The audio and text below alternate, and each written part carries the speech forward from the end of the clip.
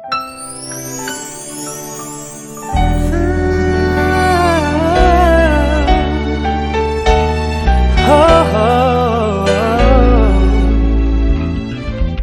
ini kita akan melakukan ekstraksi DNA untuk beberapa jenis isolat bal dari berbagai sumber.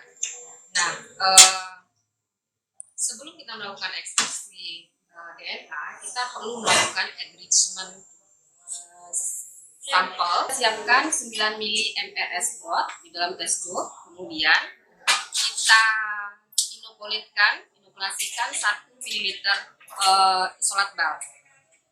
Kemudian kita inkubasi selama 24 jam pada suhu 37 derajat Celcius dalam keadaan kondisi anaerob.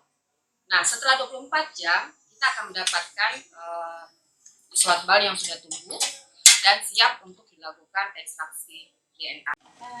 Baik, ini adalah hasil enrichment dari sampel yang ada. Di sini ada beberapa sampel, ada 12. Kemudian ini adalah sampel dari susu sapi dan susu kambing. Kemudian ini sampel dari limbah soya. Kemudian ini sampel dari air nira aren. Kemudian ini adalah sampel dari sludge biogas dan ini dari mol. Nah, jadi semua sampelnya ada jumlahnya 12. Ini adalah hasil enrichment. Sebelum kita melakukan ekstraksi DNA, maka kita ambil terlebih dahulu sebanyak 1 mili dari tabung reaksi ini. Kemudian kita pindahkan ke dalam Eppendorf. Ini sudah hasil yang kita pindahkan sebanyak 1 mili. Kita pindahkan menggunakan mikropipet 1 mili dan blue tip. Seperti ini. Kemudian kita ambil 1 mili dari sini dan kita pindahkan ke dalam Eppendorf. Selanjutnya adalah tahapan untuk centrifuge. Kecepatannya 14.000 rpm, suhunya 27, ya, 1 menit. Kita akan mengambil peletnya. Ini nanti lihat nama pelet mana penasan dengan 2 badi. Yang kita mau pakai adalah pelet. Kalau peletnya belum mengendap sempurna, Yang akan siap kita lakukan ke centrifuge ya, kita susun dalam centrifuge-nya.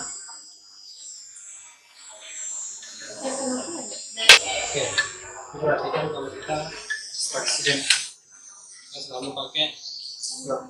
Karena kenapa? Kita kan nggak tahu permukaan jari kita. Terus waktu kita centrifuge ini kan ada pendek, ini yang ada di sini. Jadi yang kita hadapkan adalah yang ke bawah, jangan sampai. Kalau ini filter mah bisa dia megang sendiri, karena kecepatannya 14.000 rpm. Ini harus diperhatikan. Yang kedua, dia harus simetris. Jadi kalau sebelah kiri sisa 5 kosong, sebelah kanan harus sisa 5 kosong. Jangan hanya sebelah letak. Kita udah tahu letak yang ini, letak sebelah.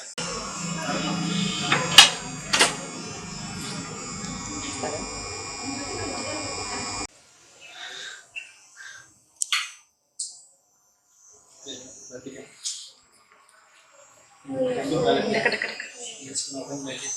Ya, jadi ini kembali ke semula media, tapi ini kita bisa pakai. Kalau kita seandainya untuk uji anti mikroba, kita pakai yang ini untuk DNA. Jadi ini kita buang. Nah, ini ada.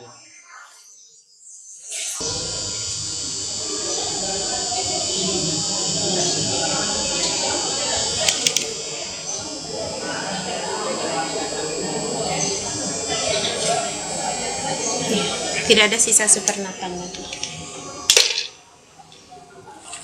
Peletnya ternyata kita udah buang. Kita menggunakan kit yang namanya Dairy Pro. Jadi di sini Dairy Pro ini memiliki 3 buffer, ya, buffer 1, ini buffer 2, dan ini buffer 3. Nah, nanti kita masukkan sesuai dengan kebutuhannya masing-masing untuk proses ekstraksi. Jadi akan berbeda antara 1, 2, dan 3. Nah, kemudian sebelum kita memasukkan buffer, kita melakukan penambahan larutan lisozim, ya, lisozim. Ini kita tambahkan 100 mikrolit nanti ke dalam masing-masing Eppendorf yang sudah berisi pelet atau endapan dari isolat yang akan kita ekstraksi. Ya. Nah, kita masukkan sebanyak 100 mikrolit, kemudian baru kita inkubasi itu untuk proses krisis sel. Baik, bisa kita mulai.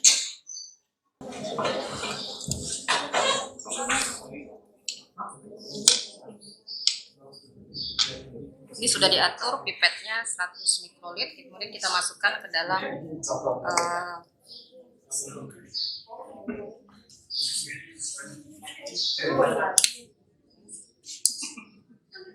kita seperti itu. Adalah pelet yang sudah ditambah dengan lisozim, ya, lisozim 100 mikrolit yang siap kita inkubasi. Untuk diinkubasi pada suhu 65 derajat Celcius selama 30 menit pada water bath, ya. Jadi setelah semuanya siap, kita lakukan inkubasi di dalam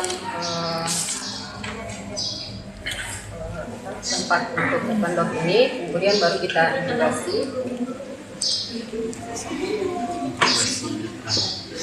Ini kan dicampurin, rasanya masih apa bisa? Bisa pelan-pelan lah. Ini kan.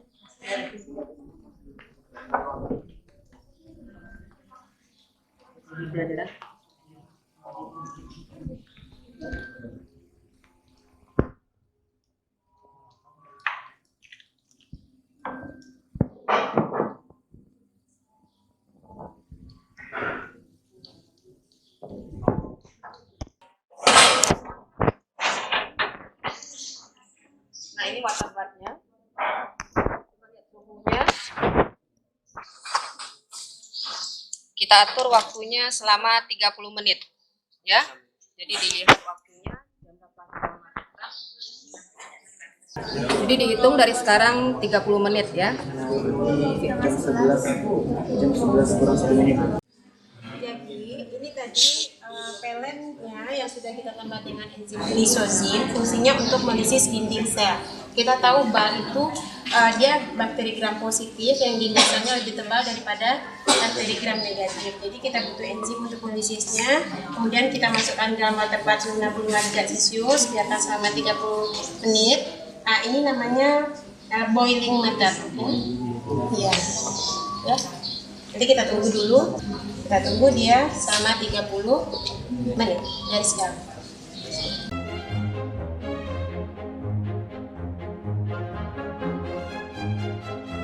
Kita mau lakukan elektroforesis running gel untuk ekstraksi genom.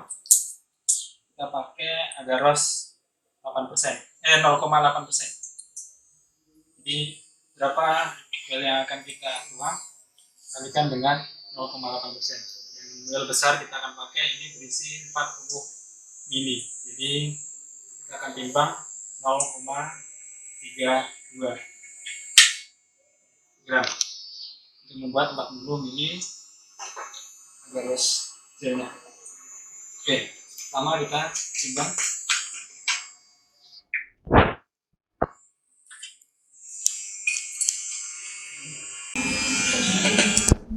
Sampai 0,32 gram.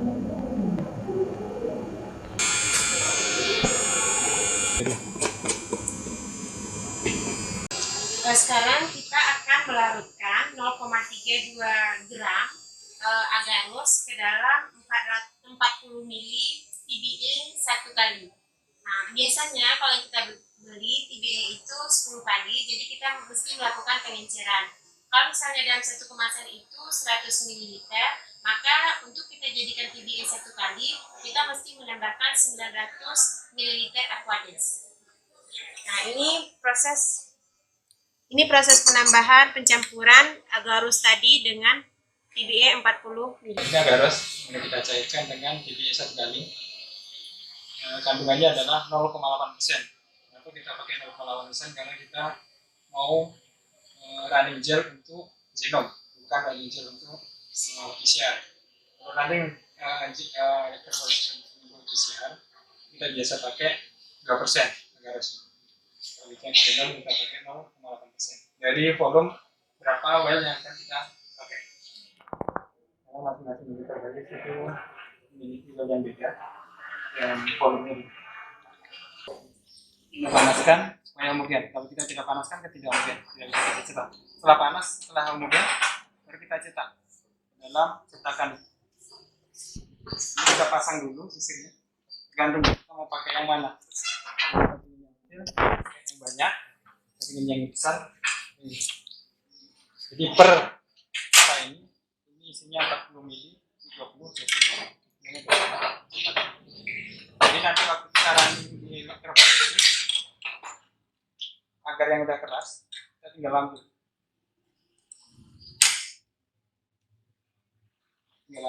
Batas ini kita copot dulu, ini copot, dia akan membentuk namanya sumur atau lubang lubang. Itu yang kita isi stok genom kita. Kita baca di mikroforesisnya, dia akan dari negatif ke positif. Kalau kita sempat kebalik, bukannya ketarik tapi hilang.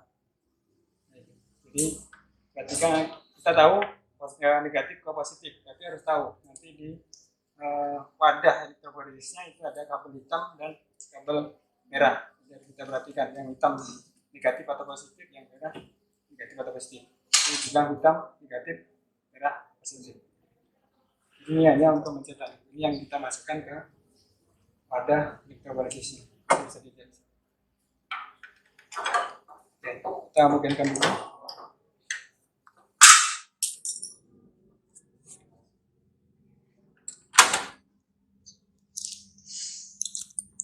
Ini paling lama 5 menit.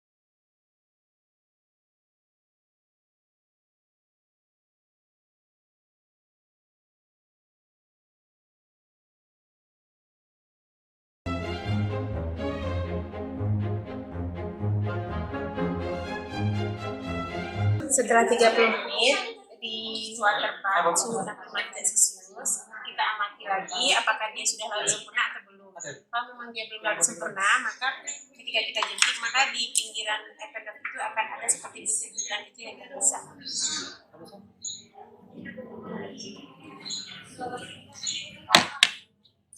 Selanjutnya kita lakukan untuk ekstraksi pertama, kita tambahkan buffer 1 ya, sebanyak 200 mikrolit. Kita tiketnya 200.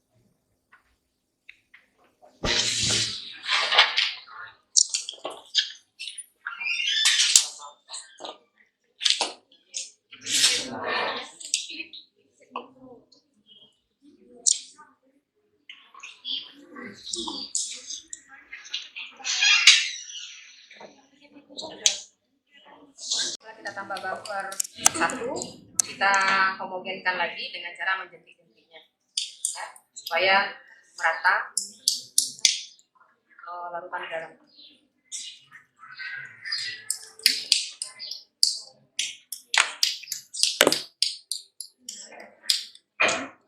Setelah kita tambah buffer 1 sebanyak berapa? 200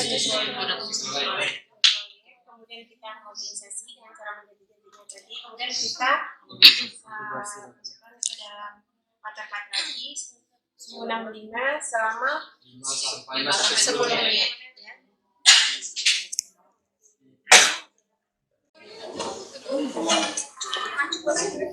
Nah, jadi setelah 10 menit pada suhu 65 selanjutnya kita lakukan penambahan buffer.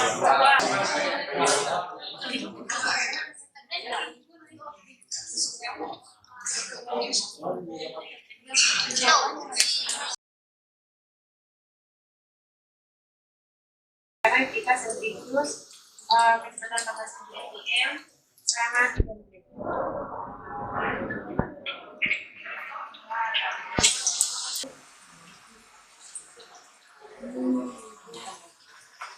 Ini hasil setelah di sentrifuse.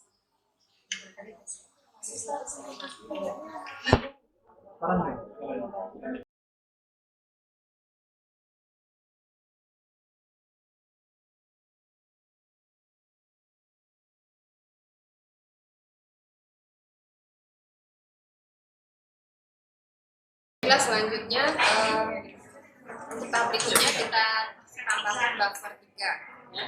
Buffer 3 sebanyak 800 mikrolit ke dalam sampel yang sudah selesai dipindahkan supernatannya tadi. Dimana peletnya kita buang, sekarang supernatannya kita ambil, kita tambah buffer 3.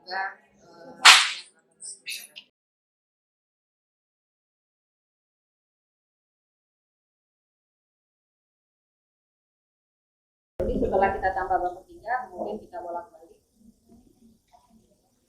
untuk meratakan. Di buffer 3 ini agak kental ya.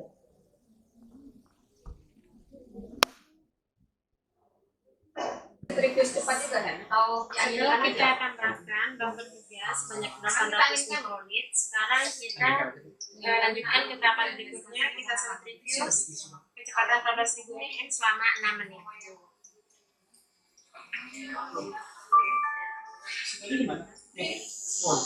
Nah, ini setelah kita sentrifuse, kemudian kita buang supernatannya, kemudian kita kering anginkan.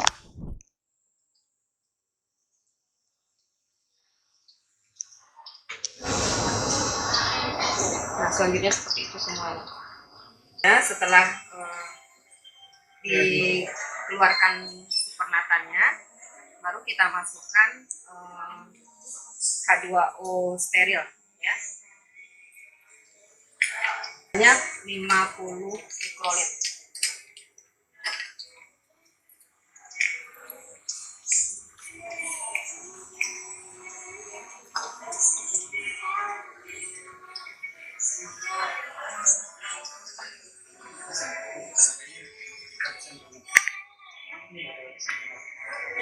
Ya. Kemudian kita inkubasi 60 derajat Celcius selama 2 menit saja.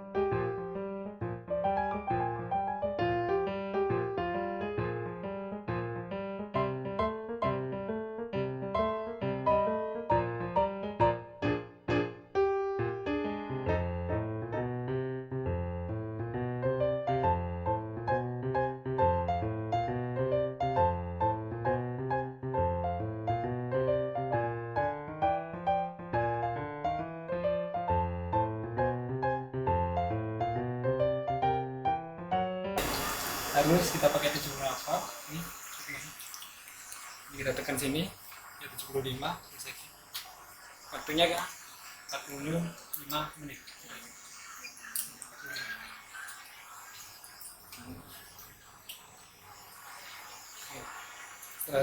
Oke, semuanya harus berapa volt, waktu berapa menit, lalu kita klik start.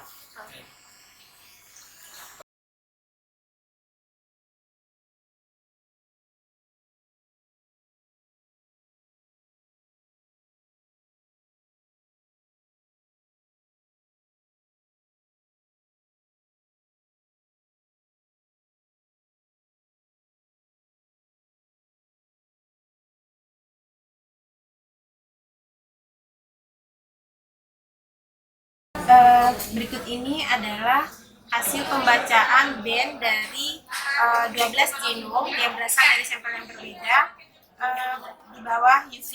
Di sini bisa kita lihat dari kedua belah sampel semuanya memperlihatkan band, walaupun di sini terlihat halus, namun bisa kita lanjutkan untuk tahapan berikutnya untuk PCR. Nah, yang paling awal ini adalah menunjukkan markernya.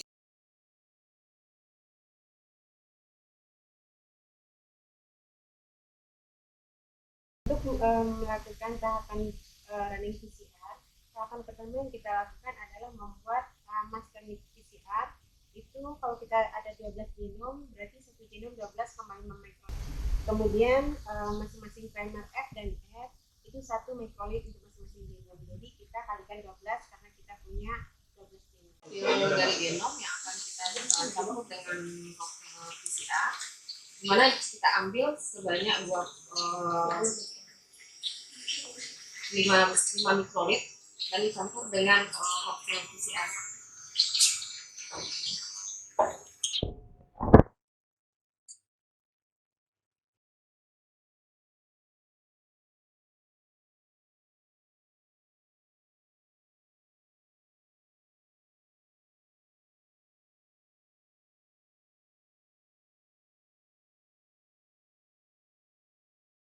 Ya, ini PCR. Kita pakai editor, sistemnya di belakang.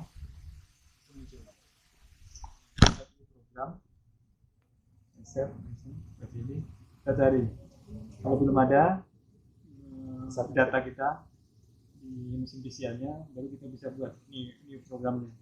Jadi bisa kita buat berapa yang kita inginkan sesuai literatur. Dengan coba buat badannya. Tapi kalau udah ada data memori kita di sini, kita tinggal cari namanya apa. So, yang di sini kita pakai yang 16 RNI. Jadi kita tinggal enter lagi. Nah, waktu kita enter, jangan langsung enter langsung. Ini kan run program. Sebelum kita masukkan sampel, sebelum kita tutup rapat, jangan coba-coba.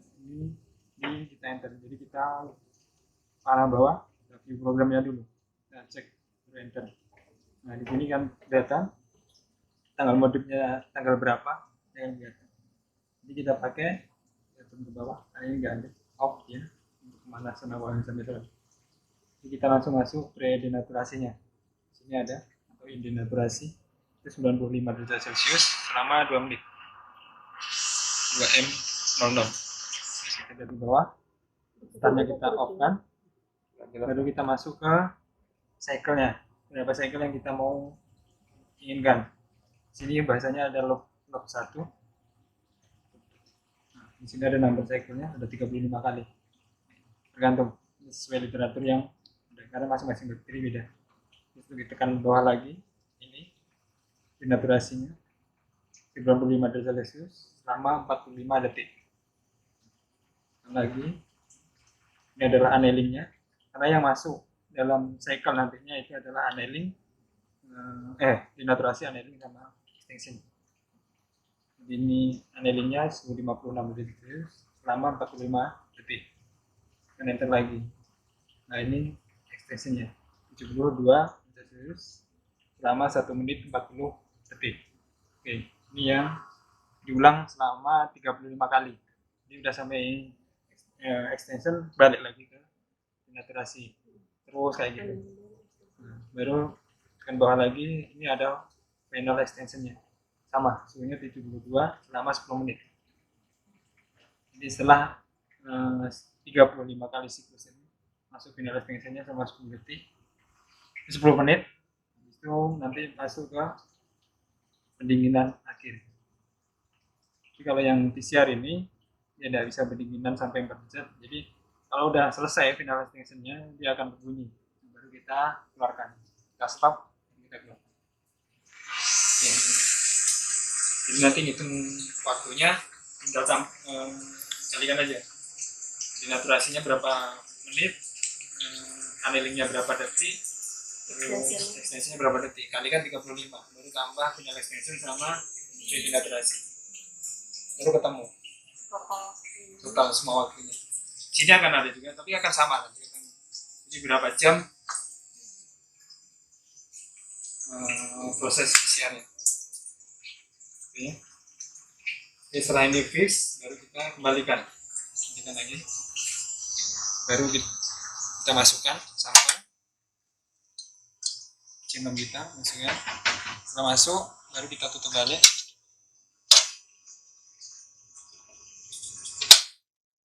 Tutup, baru ini ada run program, enter, dia akan jalan. Nanti kita terang di situ waktunya berapa jam, berapa menit. Nah, kita harus set, karena ini ada pendingin, kita harus set jam kita. Kalau udah sampai situ, terus kita cepat buka. Oke, ya. Kemudian Untuk benda yang kecil ini sudah ada campuran PCR mix dengan genom. PCR mixnya totalnya ada 20 mikrolit, kemudian ditambahkan dengan genom 5 mikrolit, totalnya 25 mikrolit. Sekarang kita susun ke dalam PCR mix ini.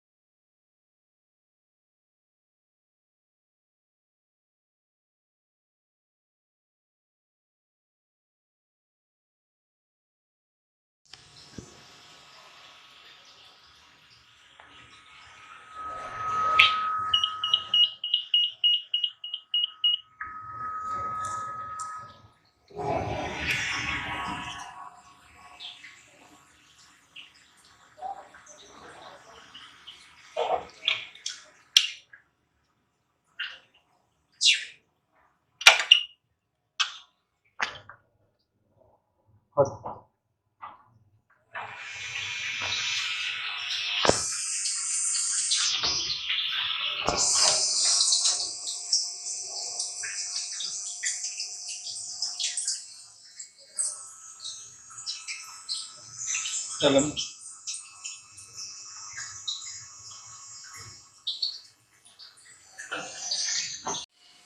Konsentrasi TBA yang kita gunakan untuk running electrophoresis produk PCR itu 2%, berbeda dengan running electrophoresis untuk genom itu 0,8%.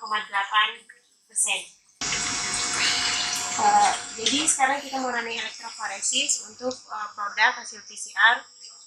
Kemudian yang paling awal itu kita isi dengan marker 1 TB, yang paling ujung di sini 10 base pair. Ini 100 base pair, kemudian yang dimasukkan ke dalam masing-masing well adalah sesuai dengan urutan produk hasil PCR genom kemarin. Kemudian tetap digunakan itu loading day dengan jumlah yang sama, 2 mikrolit, kemudian produk hasil PCR-nya 10 mikrolit. Jadi totalnya ada 12 mikrolit yang dimasukkan ke masing-masing well sesuai urutan. Kemudian di running electrophoresis menggunakan alat ini dengan tegangan 75 volt, kemudian waktu 45 menit.